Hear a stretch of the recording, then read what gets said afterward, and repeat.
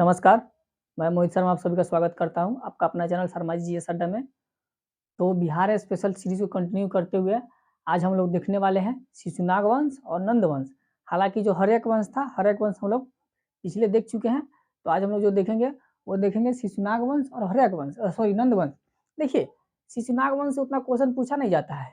शिशुनाग वंश से जो एक दो क्वेश्चन पूछा जाता है वो आपको इसी तरह बता दिया जाएगा। और जो पूछा जाता है नंद वंश से, नंद वंश से जो क्वेश्चन बनता है उन सभी क्वेश्चन को आज देखने को मिलेगा। देखिए, पहले हम लोग देखेंगे कि शिशुनाग वंश की स्थापना कैसे हुआ। जैसा कि यहाँ दिया हुआ है अभी 412 ईस्वी में शिशुनाग द्वारा शिशुनाग वंश की स्थापना किया गया था। लेकिन इसके पीछे स्थापना करने का कुछ कारण रहा होगा। तो कारण क्या था? ये जो हर्यक वंश का जो अंतिम शासक कौन था? नागदशक। नागदशक हर्यक वंश का अंतिम शासक था। ठीक है, लेकिन देखिए हर्यक वंश का अंतिम शासक कौन था? नागदशक था। अंतिम शासक नागदशक था। लेकिन नागदशक के पास उतना मतलब कैपेसिटी नहीं था कि अपने शासन प्रशासन को चला सके। ये एकदम मतलब अत्यंत विलासी था, भोग विलास वाला था। ये मानी कि अपना नहीं होता, राजपाट पर कोई ध्यान नहीं दिया, भोग विलास किया और निर्बल था, यानी कि उतना भी सक्षम नहीं था कि जितना एक राजा को सक्षम रहना चाहिए। जब अगर राजा सक्षम नहीं है ना, चाहे कोई काम करने में कोई आदमी सक्षम नहीं है, तो दूसरा उसका फायदा उठाता है। तो इसी तरह इसका फायदा कौन उठाएगा? इसका नागदशा का फायदा उठाएगा शिशुनाग। शिशुनाग फायदा उठाएगा और क्या करेगा? इसको सत्ता पर से हटाकर अपने सत्ता पर बैठेगा और शिशुनाग वंश की स्थापना करेगा। तो ये जो शिशुनाग है, ये तो हर्यक वंश का अंतिम शासक नागदशक है। नागदशक ऑलरेडी शासन प्रशासन चला रहा है मगध का। लेकिन इसी टाइम शिशुनाग वो कहाँ रहता है? वो आपका रहता है काशी क्षेत्र में। काशी का जो क्षेत्र है ना, काशी क्षेत्र में वहां वो राज्यपाल के तरह काम करता है। काशी क्षेत्र में राज्यपाल के रूप में वहां कार्यरत है। और तथा देखिए राज्यपाल तो है ही, प्लस में सेनापति भी है। सेनापति भी है और राज्यपाल भी है। कहाँ? काशी में है। और यहाँ नागदशक या बिलासी है, ये निर्बल है। मतलब इसके कुल मिलाकर अगर बात की जाए तो इसे शासन प्रशासन चलने वाला नहीं है। जब शासन प्रशासन नहीं चलेगा तो वहां की जनता विद्रोह कर देगा। कारण क्या है कि वहां को जनता विद्रोह जब करेगा ना, तो यहाँ जो बैठा हुआ है काशी में राजपाल, कौन? शिशुनाग। अब यहाँ विद्रोह का फायदा उठाएगा और इसको सत्ता पर से हटाकर अपने सत्तासीन होगा। और सत्तासीन होकर शिशुनाग वंश की स्थापना कब करेगा? 412 ईस्वी में शिशुनाग वंश की स्थापना करेगा।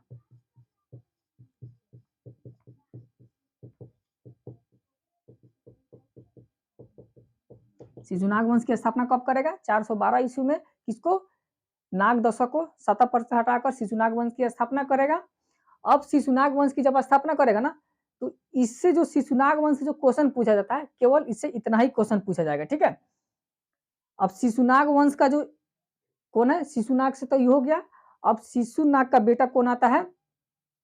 कालाशोक आता है। ठीक है, कालाशोक से क्या क्वेश्चन पूछा जाता है कि कालाशोक अत्यंत ही मतलब क्या बोलते हैं, अत्यंत ही पराक्रमी शासक था, यानी कि बहुत ही मजबूत शासक था।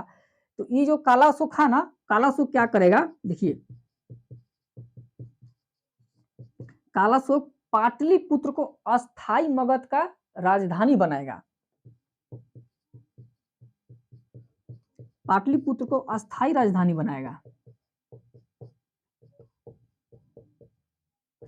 अब कालाशोक क्या करेगा? मगध को पाटलिपुत्र का अस्थाई राजधानी बनाएगा।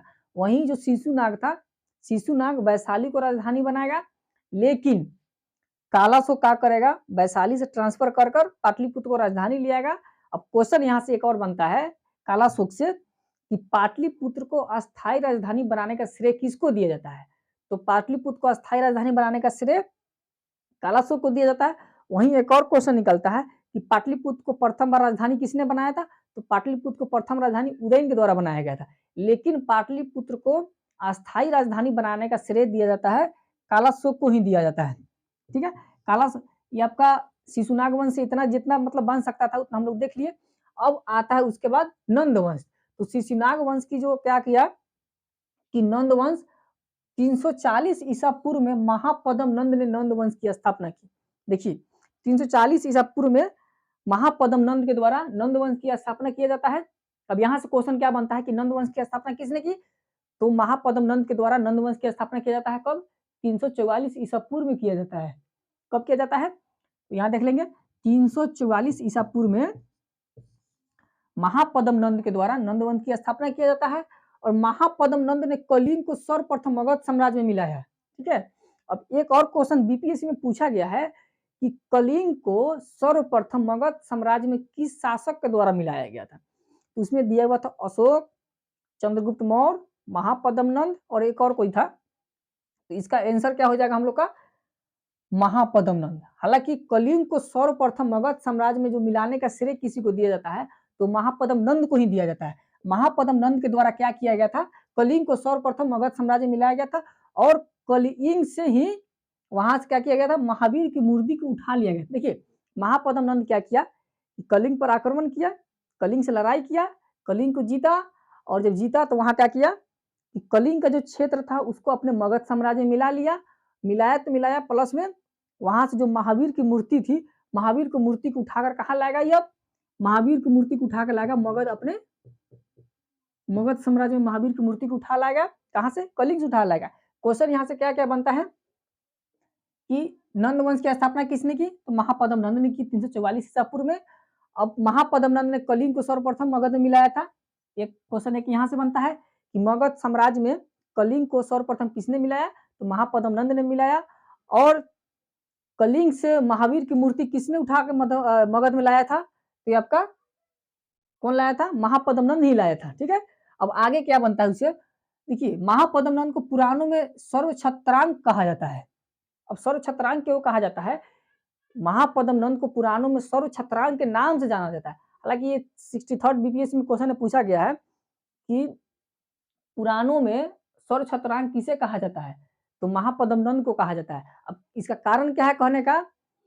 ये जो था ना, अपने मंत्रियों की सहायता से क्षत्रियों का दमन किया था। क्या किया था महापद्म नंद? अपने मंत्री की सहायता से जितने भी क्षत्रिय थे, क्षत्रिय मतलब राजा से रहते थे, उन सबको क्या करता था? दमन किया। इसी दमन करने के कारण इसे पुराण में सर्वछत्रांक के नाम से जाना जाता है तथा महाबोधि वंश में उग्रसेन इसे कहा जाता है। यहाँ से क्वेश्चन 2 निकलता है।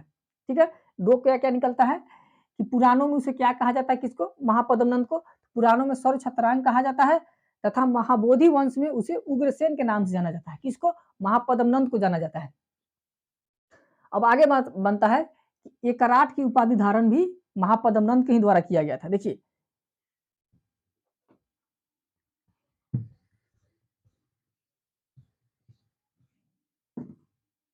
एकराट की उपाधि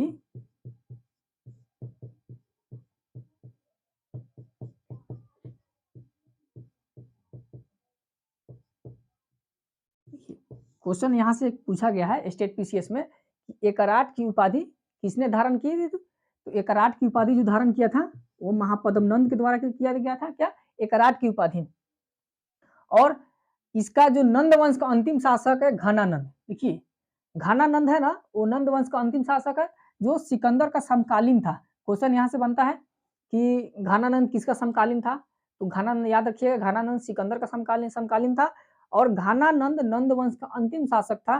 जो यहाँ से भी क्वेश्चन पूछा गया स्टेट पीसीएस में कि नंद वंश का अंतिम शासक कौन था? तो नंद वंश का अंतिम शासक हो जाएगा घनानंद। ठीक है, घनानंद के द्वारा ही चाणक्य को अपमानित किया गया था। अब चाणक्य को अपमानित किया गया था, इसका उल्लेख कहाँ मिलता है? तो इसका उल्लेख किंवदंतियों में मिलता है।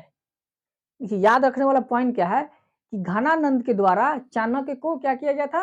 अपमानित किया गया था। अब अपमानित करेगा तो इसका उल्लेख कहाँ मिलता है अपमानित करने का? तो इसका मिलता है उल्लेख किंवदंतियों। किंवदंतियों में किसका मिलता है? घनानंद के द्वारा चाणक्य को अपमानित करने का उल्लेख मिलता है, किंवदंतियों में मिलता है। अभी जो अपमानित किया ना चाणक्य को, तो उसी टाइम चाणक्य ये मतलब प्रतिज्ञा लिया हुआ था कि अब इन नंद वंश को पूर्णतः समाप्त कर देगा। अब इसी जब प्रतिज्ञा लिया तो नंद वंश क्या है? पूर्णतः समाप्त कर देंगे। अब ये अपना यहाँ से तो निकल गया है, कहाँ से? इसके राज्य से निकल गया। अब उसके बाद ये अपना चंद्रगुप्त मौर्य इसको भेंट होता है, मतलब बच्चा चंद्रगुप्त मौर्य उस टाइम बहुत बच्चा रहता है। कहीं खेलते हुए इसको भेंट होता है, चंद्रगुप्त मौर्य को ले जाता है और इसका पालन पोषण करता है, उसको शिक्षा दीक्षा देता है और चंद्रगुप्त मौर्य की सहायता से ही क्या करता है, चाणक्य मौर्य वंश की स्थापना करता है और इसका नंद वंश की क्या करता है, विनाश करता है। अब हम लोग इसके बाद देखेंगे, क्या देखेंगे, इसके बाद देखेंगे हम लोग मौर्य वंश की स्थापना। अब मौर्य वंश जो देखेंगे, फिर धीरे धीरे करते करते आपका हिस्ट्री वाला सेशन भी क्लियर हो जाएगा। उसके बाद पॉलिटी स्टार्ट कर देंगे बिहार स्पेशल का, उसके बाद जियोग्राफी स्टार्ट कर देंगे और आप लोग को जो मॉडर्न हिस्ट्री वाला जो सीरीज मिल रहा है वो भी कंटिन्यू मिलेगा और बिहार वाला मिल रहा है, ये भी दोनों मिलेगा, दोनों भी कंटिन्यू एक साथ चलेगा। जब दोनों में से कोई अगर एक खत्म हो जाएगा, उसके बाद हम लोग देखेंगे कि बिहार सॉरी ये पॉलिटी स्टार्ट किया जाए या जियोग्राफी स्टार्ट किया जाए। फिर हम लोग मिलते हैं नेक्स्ट वीडियो में, तब तक के लिए आप सभी का बहुत बहुत धन्यवाद।